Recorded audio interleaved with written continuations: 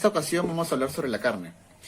La carne es el tejido animal, principalmente muscular, ¿no? Que se consume como alimento. Se trata de una clasificación coloquial comercial que solo se aplica a animales terrestres normalmente verdes. En las carnes tenemos clases de cárnivos según el origen biológico, ¿no? Tenemos mamíferos, que son los ganado vacuno, el ovino, el porcino, el caprino. También tenemos a las aves, que son las gallinas, el pollo, el pato, el pavo, el ganso. Tenemos reptiles también como la tortuga, el lagarto, anfibios como las ranas, peces también marinos como peces lacustres, peces fugales, moluscos también tenemos, crustáceos que son camarones y cangrejos y langostinos, ¿no? Clases de cárnivos según su color. Tenemos tres tipos de clases: las blancas, las rojas y las rojas oscuras. En las blancas tenemos a las aves y la mayoría de los pescados, ¿no? En las rojas tenemos al ganado bocuno, el ovino y el porcino. Y en las partes de las rojas oscuras tenemos animales salvajes, como en este caso el jabalí. La composición del músculo de una carne mayormente está, porcentualmente, está en vitaminas y minerales el 1%, carbohidratos 1%, el agua el 75%, las proteínas que es el 18% y los lípidos que es el 5%, mayormente la composición de la carne. Mayormente depende de varios factores, posteriormente también puede alterar el proceso normal, ¿no? La desaparición de rigor mortis, entre esos factores tiene que ver la edad del animal, la raza, la mala alimentación del animal, también las enfermedades, el sexo e incluso hasta el estado del animal. Bueno, distribución de los componentes proteicos. Mayormente se distribuyen en proteínas miovulares, proteínas sarcoplasmáticas, también proteínas de tejido conjuntivo, colágeno y elastina. Carne. El tejido conectivo es aquel que rodea las fibrillas, para agruparlas en fibras musculares. Además, forman los tendones que sostienen los músculos pegados a sus huesos. Principalmente, las proteínas son la elastina y el colágeno. La elastina no se puede quebrar durante la exposición al calor, no se encuentra en grandes cantidades. El colágeno, por su parte, ablanda durante la cocción y se solubiliza en medios líquidos, dando como resultado caldos gelatinosos y untuosos. Como en este caso, no sé si han probado algunas sopas, muchas veces cuando se enfrían se vuelve como medio gelatina. Entonces es por el colágeno que tiene la presencia, no el colágeno en este caso. Proteínas de la fibra muscular. Tenemos dos proteínas, en la contracción y en la relajación. La actina, muy conectado a la miosina, produce la contracción y la relajación del músculo en este caso. Vemos sobre la rigidez cadavérica. A medida que la carne envejece, su dureza se acentúa. La textura mejora después de la cocción muchas veces, ¿no? Paralelamente aumenta la extractibilidad de las proteínas musculares de la actomiosina por soluciones salinas, así como la capacidad de retención de agua. Esta maduración no es el resultado de una disociación de enlaces establecidos entre la actina y la miosina, sino de la separación de filamentos de la actinina en línea Z, ¿no? Por liberación de las enzimas, que son catepsinas, ¿no? Procedentes de los lisosomas por descenso del pH, al producir una vez la muerte, ¿no? En el caso de la carne de la vaca, la desaparición de la rigidez cadavérica se necesita entre un día a 43 grados centígrados. El descenso de su dureza es mayor cuando la rigidez fue inicialmente menos intensa, ¿no? La transformación del músculo en carne. Mayormente el músculo animal vivo tiene un pH de 7.2 o ligeramente superior. Después de la muerte, este pH desciende de manera variable, muchas veces hasta 6.5 y en ocasiones a 5.5. Se sabe que el descenso del pH se debe a la producción del ácido láctico en el músculo, ¿no? Después de la muerte. La magnitud del descenso del pH varía por la especie del animal y de un músculo al otro del mismo animal también puede variar. En general, cuando mayor es el descenso del pH, mejor es la calidad de conservación de la carne. Dentro de una misma especie animal, mayormente pueden existir variaciones de la magnitud del descenso del pH. Entre los cerdos, por ejemplo, el olor hediondo, que es desagradable a los jamones, no se observa preferentemente en las carnes cuando tienen un pH muy alto. Bueno, la cadaverina se forma por la descarbolización de la lisina respectivamente, una reacción catalizada por la enzima lisina descarboxilasa. Asimismo, la putrexina también es responsable muchas veces del olor a podrido, ¿no? Que muchas veces unas carnes llegan a tener, ¿no? Es un olor así a putrefacción. Y muchas veces está hecho por una enterobacteria y unos pseudomonas, ¿no? Que son las que intervienen en esta reacción del olor fuerte. Ahora hablemos sobre la mioglobina. Es el responsable del transporte y el almacenamiento del oxígeno dentro del tejido muscular. Mayormente la oximoglobina es de color rojo, brillante, y se observa en la parte exterior de una carne siempre.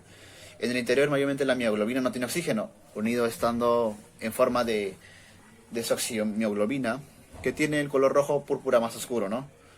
Ese es en cuanto a la rigidez cadavérica. Efectos en los tratamientos alimentarios. Cocción de la carne. Las principales razones de la cocción de la carne son las siguientes.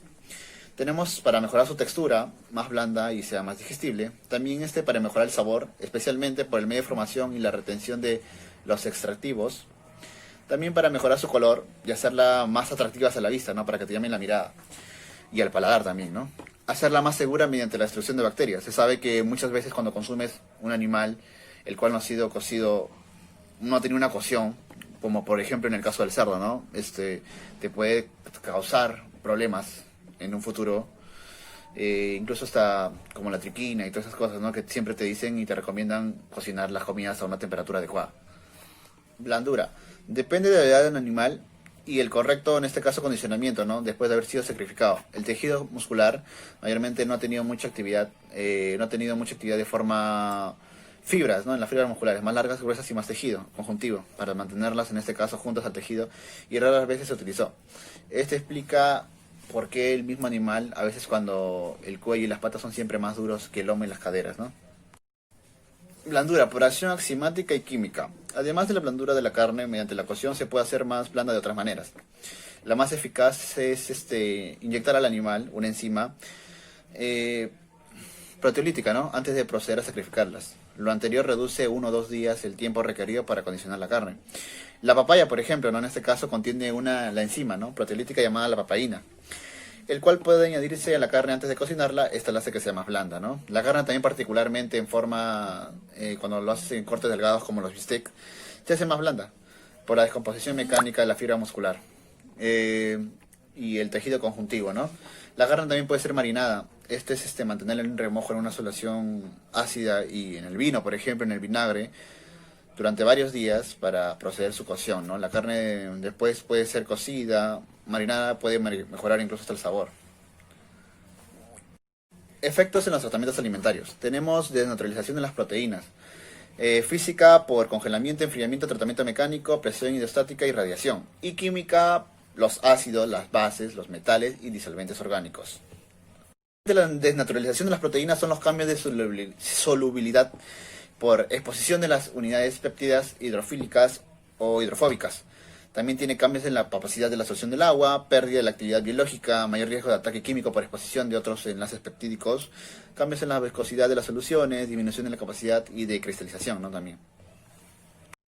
Bueno, las carnes se consideran a todos los músculos y vísceras de los animales utilizados en la alimentación. Estos nos brindan vitaminas complejo B, minerales y hierro. La mioglobina es responsable del transporte y almacenamiento del oxígeno dentro del tejido muscular y a la vez de darle color y característico a la carne en su forma oximioglobina y de color rojo y radiante. También se observa en la parte exterior de la carne. También podemos decir que la carne posterior al post-sacrificio dependerá su magnitud del descenso del pH. La misma varía según la especie del animal, el músculo, a otro del mismo animal. También decir que el descenso del pH es mejor la calidad de conservación de la carne. Y bueno. A la inglesa. A la inglesa es solamente una sellada de lado y lado, nada más. Excelente. Listo, gente. Los 4 diferentes términos de la carne plasmados aquí mismo. ¿Qué es lo que hemos hecho? Para recapitular, hemos cogido 4 bifes, en este caso bife de chorizo o bife angosto, de 2,5 centímetros de espesor, y los hemos trabajado a diferentes temperaturas y diferentes tiempos.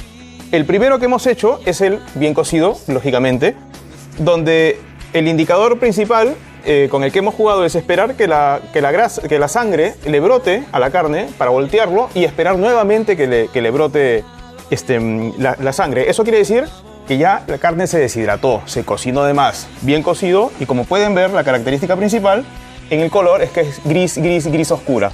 Después sacamos el 3/4, que es mucho más jugoso, es poquito, ya no se ven tantos tonos rosados en el centro de la carne, pero sí tiene más jugosidad que el bien cocido. Lo hemos trabajado a 6 minutos por lado. Luego sacamos el término medio, que tiene los costados grises y por dentro aún ves tonos rojizos de la carne, como se puede ver acá, ¿correcto? Y tiene mucha más jugosidad. Y el último término, que es a la inglesa, que es básicamente una selladita de 2 minutos por lado.